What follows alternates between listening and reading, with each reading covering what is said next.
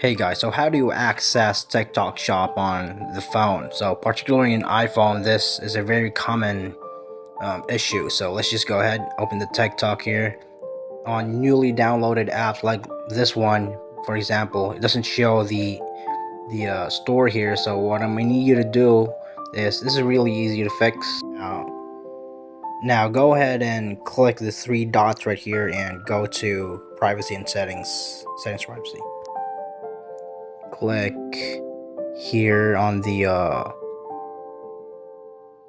notifications. As you can see, there are a lot of tabs here that aren't activated yet, so I'm gonna need you to activate these and that'll fix your problem, like right there, because TikTok doesn't allow shops to be activated once if your account here isn't fully set it up yet. So, and let's just go back here,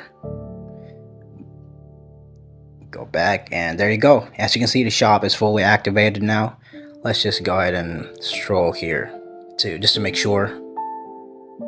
Here you go. So I'm fully inside the shop now. So I hope you guys find this video of any help. Thank you so much for watching. You guys have a nice day.